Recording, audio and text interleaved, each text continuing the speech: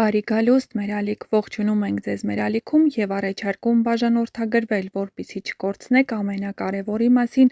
առաջինը տեղեկացված լինելու ձեր հնարավորությունը։ Խունկը հազարամյակների պատմություն ունի և համարվում է ոչ միայն բուր ավետ նյութ, այլև խոր իմաստ ունեցող խորհրդանշական միջոց։ Դեռ հին ժամանակներից մարդիկ հավատացել են, որ խունկի ծուխը կապ է ստեղծում մարդու տան և անտեսանելի աշխարհի միջև։ Խունկն այրում են տան դռան շեմին, որովհետև շեմը համարվում է անցումային տարածք, այն սահման է արտաքին աշխարհի և տան ներքին խաղաղության միջև։ Երբ խունկն այրվում է հենց շեմին, հավատացյալների համոզմամբ այն մաքրում է տուն մտնող էներգիան, թույլ չի տալիս, որ բացասականը ներս թափանցի և ճանապարհ է բացում հաջողության, բարեկեցության ու խաղաղության համար։ Շեմն այն վայրն է, որտեղ սկսվում է տան ճակատագիրը։ Տան անկյուններում խունկն այրելը ևս ունի իր նշանակությունը։ Անկյուններն ըստ ժողովրդական հավատալիքների այն վայրերն են, որտեղ կուտակվում է լուռ կանգնած էներգիան։ Երբ խունկի ծուխը լցվում է այդ հատվածներ, այն կարծես շարժման մեջ է դնում օդը, մաքրում է ծանր զգացողությունների, վեճերի, հիվանդությունների կամ տխուր մտքերի հետքերը։ Շատերն ասում են, որ խունկն այրելուց հետո թեթևանում է, շնչելը դառնում է ավելի ազատ, իսկ մտքերը ավելի պարզ։ Խնկի այրումը կարևոր է նաև հոգևոր տեսանկյունից, այն օգնում է կենտրոնանալ, հանգստանալ, աղոթել կամ պարզապես լսել սեփական ներաշխարհը։ Խնկի բույրը ազդում է մարդու հոգեբանական վիճակի վրա, նվազեցնում լարվածությունը, բերում է ներքին հավասարակշռություն և խաղաղություն։ Այդ պատճառով խունկը հաճախ այրում են դժվար օրերից հետո, վեճից կամ նոր սկիզբ դնելուց առաջ։ Շատ մշակույթներում խունկը համարվում է հաջողության և պաշտպանություն բերող։ Այն այրում են նոր տուն մտնելիս, կարևոր գործ սկսելուց առաջ կամ երբ զգում են, որ բախտը փակվել է։ Խնկի ծուխը կարծես տանում է մարդու ցանկությունները վերև և միաժամանակ մաքրում ճանապարհը դրանց իրականացման համար։ Խունկն այրելը պարզապես ծեժ չէ, դա ուշադրություն է տան սեփական հոգու և էներգիայի նկատմամբ։ Երբ մարդը գիտակցաբար է այրում խունկը հավատով ու լավ մտքերով, այդ պահը դառնում է ներքին կարգուկանոն հաստատելու հնարավորություն։ Տունը լցվում է ոչ միայն բույրով, այլև խաղաղությամբ, վստահությամբ և լավ սպասումներով։ Ասում են, որտեղ խունկ է այրվում հավատով, այնտեղ դժվար է մնում չարը, իսկ հաջողությունն ավելի հեշտ է գտնում իր ճանապարհը դեպի այդ տունը։ Երկար դարերի և հազարամյակների պատմություն ունեն անուշաբույր խեժերը, որոնք օգտագործվել են բոլոր ժամանակներում, նույնիսկ նախաքրիստոնեական շրջանում։ Խունկը որևէ տեղ չի աճում, այն ստացվում է տարբեր խեժերի խառնուրդից։ Կան բույսերի աշխարհի տարբեր տեղերում աճող, որոնց կեղևը հատելիս բնափայտից արտազատվում են հեղուկ ձյութեր, որոնք արագորեն պնդանում են, վերածվելով խեժի գունավոր կտորների, իսկ տաքացնելիս հաճելի բույր են արձակում։ Խնկարկությունը բազում իմաստներ ունի, որոնք մարդու կրոնական զգացմունքները բավարարում են և սնում հոգին։ Եկեղեցի հաճախորդներից բոլորը չէ, որ անհրաժեշտ հոգևոր խորություն և գիտելիքներ ունեն։ Օրինակ, երեխաները բոլորովին չեն հասկանում արարողության ժամանակ ասված խոսքերը, ինչպես նաև Սուրբ գրքի ընթերցվածքների և աղոթքների իմաստը,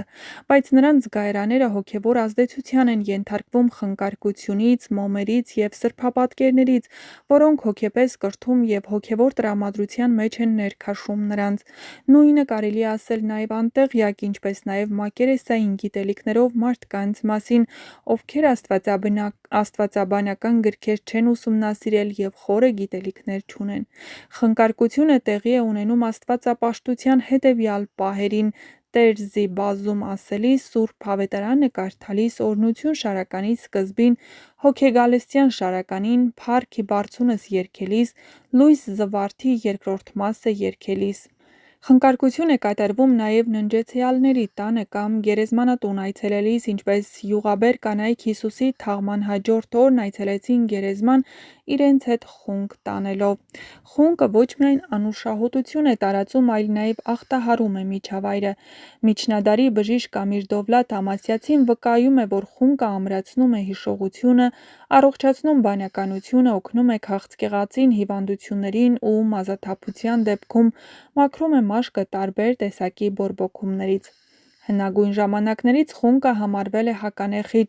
Մեծանուն բժիշկ Ավիցեննան անհավաստում է, որ խունկ ծխելը օգտակար է նույնիսկ ժանտախտի ժամանակ։ Ժամանակակից բժշկությունը խունկն օգտագործում է հոգեկան առողջության վերականգնման համար, կարևորելով նաև նրա հակաստրեսային ազդեցությունը։ Խունկը լայնորեն օգտագործվում է նաև կենցաղում, պայմանով, որ հոգևոր խորհուրդը չստորադասվի։ Հետևելով այրվող խնկին, յուրաքանչյուրի հայացքն ուղղվում է դեպի երկինք։ Խունկի անուշ բույրն ամեն մի քրիստոնյայի հիշեցնում է, որ իր կյանքն էլ անուշաբորություն պետք է լինի Աստծո առաջ, Պողոս առաքյալի խոսքերի համաձայն։ Փրկության ճանապարհին գտնվողների մեջ ապրենք, թե կորստի ճանապարհին գտնվողների մեջ, մեր կյանքը Քրիստոսի ձեռքով Աստծուն ընծայված անուշահոտ խունկի նման տարածում է իր բույրը։ Պարզվում է, երբ հոգևորականները խունկ են ծխում հիվանդների մոտ, ծուխը, որը մարմնավորում է լուսավոր ուժերը, լցնում է սենյակի տարածությունը։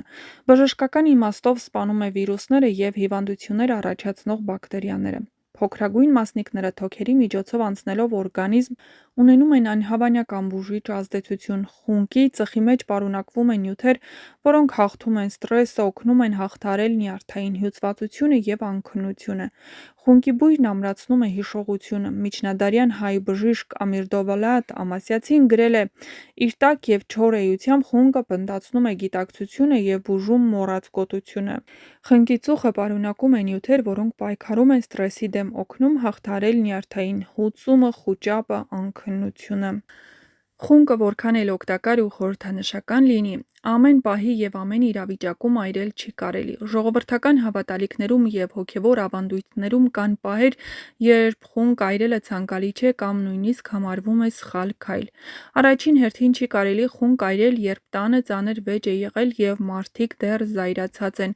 Այդ պահին խունկը չի մաքրում էներգիան, այլ հավատալիքների համաձայն կարող է կլանել բացասական զգացմունքները և տարածել ամբողջ տանը։ Նախ պետք է հանգստանալ, խաղաղվել, հետո միայն այրել խունկը։ Խորհուրդ չի տրվում խունկն այրել գիշերվա ուշ ժամերին, հատկապես կեսգիշերից հետո։ Այդ ժամերը համարվում են լուռ և զգայուն, և խնկի ծուխը կարող է խախտել տան բնական հանգստությունը կամ ծանր զգացողություն առաջացնել։ Չի կարելի խունկ այրել, երբ տանը հիվանդ մարդ կա, հատկապես եթե նա ունի շնչառական խնդիրներ, ալերգիա կամ բարձր ջերմություն։ Խնկի ծուխը կարող է վատ ազդեցություն ունենալ առողջության վրա, նույնիսկ եթե բույրը հաճելի է։ Չի այրվում խունկն առանց մտքի կամ պարզապես հետաքրքրությունից դրդված։ Ավանդույթների համաձայն խունկը պետք է այրել հստակ նպատակով՝ մաքրում, աղոթք, խաղաղություն կամ պաշտպանություն։ Անիմաստ այրումը համարվում է անարգանք ծեսի նկատմամբ։ Չի կարելի խունկն այրել ոչ մաքուր տանը։ Եթե տանը խառնաշփոթ է, փոշոտ կամ լցված է անպետք իրերով, խունկը չի գործում իր նշանակությամբ։ Նախ պետք է ֆիզիկապես մաքրել տունը, հետո միայն անցնել հոգևոր մաքրմանը։